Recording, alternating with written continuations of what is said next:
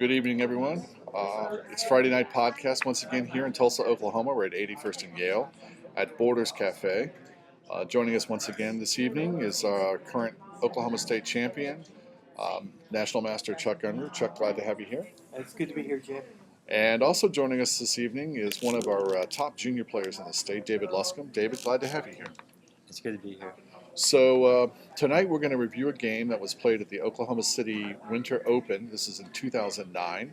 And Chuck, when you sat down to play David, this was like, what, your 300th time you played him? Oh, yes. David and I have a history of at least 250 blitz games and a couple slow games. Yeah.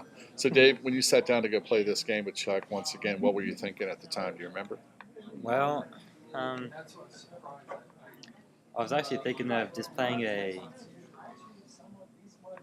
just a quiet game. I wasn't. You weren't going to throw pieces at him like you normally do? No, I wasn't. I was going to play it safe because I know that he wants me to throw pieces at him, so I usually. So you're gonna cross Chuck up, you're gonna cross him up, and not play the normal game you play. Yeah, and then try to mix it up. This is the second time he did this. I mean, he did this back in the championship, and it worked wonderfully, playing a positional game against me. And so he tries to catch me mentally off guard, and he does a good job. So, yeah, he starts off right in the beginning, Dave. You played, let me get this focused here properly. Played D4, and Chuck comes out with your Benoni? Yes, I'm wanting D5, Banco Gambit, game after game after game. I know the Banco inside out. Yeah. And Dave crosses me up right away. Yeah, boom. Big surprise. First move of the game. So, Chuck, what are you thinking now? I mean, well, I know theoretically that's not a problem for black, but still, it's not within my comfort zone. So, mentally, he's won round one. So much for the quiet game, huh, David? I mean, you come out right away and play this off-book move, first move? Well, I'm actually trying to neutralize his prepared opening by forcing like a trade of pawns in the center, and also normally people think that it's bad to trade a center pawn for an outside pawn. Right. But I went ahead and went against like that, psychological basis, and decided to take the center.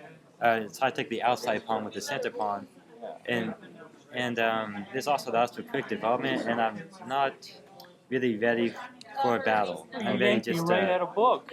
Yeah, I'm ready just to get my pieces developed and get castles quickly. So Chuck plays his knight out, and you play the pawn up, and we kind of go into kind of a normal opening here. Chuck goes ahead and takes the pawn, and we kind of get up to this position here, where everybody's starting to feel comfortable, I think, and no serious weaknesses. This is all kind of normal book stuff, from what I understand, right? Well, I'm not used to the placement of the knight going to B3 over there. That's a David move. That's one to keep you off guard a little. Okay. But it seems to work for him. Now, Chuck, you play this knight to G4 here with the intent of getting rid of the black bishop, right? Oh, most definitely, and opening up my G7 dragon bishop down on B2. Yeah, and also, the reason why I didn't play my knight immediately to C3 was because eventually I figured this bishop would open up the file, and I put pressure on my knight and on the pawn. I moved my knight to B3. I now there's less pieces in the way of the bishop to attack. So that was one reason for that. So you have an answer for Chuck's knight to G4 by saying, okay, I'm going to get rid of your good black bishop here. Protect his B pawn. And protect his B pawn. Essentially forced. I thought E5 was a great move. It's a good move, a freeing move for black. What I mean by great, it's not brilliant or anything, but it gets in there, it gets the space, opens up black's game. So you play the E5 move, and he goes ahead and takes the knight here. Yeah, I'm not feeling as good as I did last move. Yeah, okay.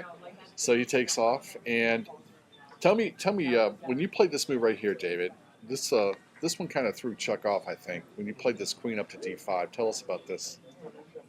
Well, the main reason is, of course, attack the C5 pawn and to grab space. Yeah. And it also gets into an in-game fairly quickly and neutralizes any, attack that he might have in the future.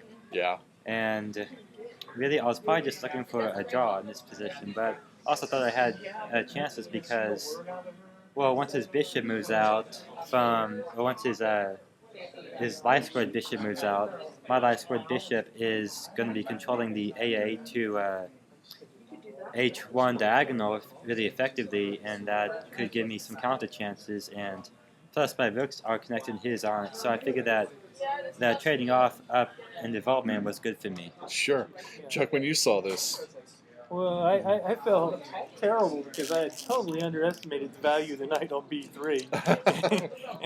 and at one point, I thought I might play b6, which hangs the rook over there on a1. But I saw through it and said, I need to do something. Need to get some counterplay here. So we're going to come in with be6, try to equalize the development, get a little counterplay. so he grabs a pawn here, which you're going to get back later. Yes. So we go ahead. And now we're getting into the freewheeling kind of game that David normally plays here, right? Yes. Okay, so he grabbed the pawn back there, Chuck. And now this knight in here, and in our discussions, you cannot take that pawn on e2. Oh, I can. But once again, the complications seem to favor his activity. I'd rather get my queen rook over and have a good post for my queen rook. So I chose to give up the white squared bishop. There's just not a good place to put it if I'm not going to take the pawn. So I went ahead and allowed him to take it and then take a knight back with the developed rook. So you come over here and attack his knight. So David, you take his bishop, just like he planned. Yep. He takes back. Then Chuck, you get some activity with your rook over here, protecting your knight, of course. And David, you've got that diagonal, the AA to H1 diagonal right there with that bishop stirring all the way down there. And Chuck, you attack his rook on C1. Sure, I really thought, well, I have something in the endgame here. I'll own C1, and I'll just pile up on the knight, and everything's good for me. I get all this development and outplay him in the ending, and that's the way I saw it coming down, but that's not exactly what happened. Yeah, because David, this next move right here, you just foil all those attempts right there with a simple little pawn push. Yeah, I'm sorry, go ahead. I thought I had a combination here, then I realized the knight protects E3. It's one of those chess blindness things. Yeah. So there's no combination, and the best I can do to save my B pawn is B5, and it liquidates down into a draw. Okay, so B5, you attack that, and now David, you move your knight in here, and at this point, you guys agree on a draw right here. And I haven't run it through the chess engine. We can take a quick look at it for the analysis, but Chuck, I think you felt like you had a much better game than you ended up having, I guess, huh? I did, but I can't get the other rook over there. The knight controls C8. Yeah. And without the other rook in the activity, I think anything I have is a marginal advantage. And earlier I was suffering from such a great chess blindness. I said, it's good. Let's take the draw. Yeah. Today's a good day for a draw. Well, I'm actually doing it, and we're watching here live. We're actually running the analysis here very quickly, and it is a draw. We'll come back to our position here. Quick analysis with the chess engine says it's really a draw. There's really nothing here. So, what were you saying? Oh, I was looking at rook takes rook, and then you say rook. So his rook takes here. Yeah, I was looking at rook takes rook. And rook back, and then what? Oh, and then knight takes the center pawn, but the computer says it's still a draw at this point. Yeah. Oh, you say knight takes this one? Oh, no, I'm saying his... his knight takes here? Takes the D3 pawn. D3 pawn. Knight takes D3. Yeah, see I'm threatening to come in on bishop E3 with the check. Right. Yeah, pick up the rook. Yeah. But he doesn't have to do that. He can play something RC7. Rook to C5. Yeah, even rook to C5 picks up the pawn, so the draw is held. Mm-hmm. Rook there to C5, and you attack both those pawns right there. Uh-huh. Okay. Well, good game. This is the second time he's done this to me. He's a 1.5 out of 2. Okay. And on these positional games, we'll see what the next match is like. Well, guys, thank you very much for coming by. We appreciate it. And if you have an interesting game and you want to come by here at Borders at 81st and Yale, let us know, and we'd be glad to take a look at your game and see if we can't get it on the podcast for you. So thanks, everybody, and happy chess to all. Good to be here.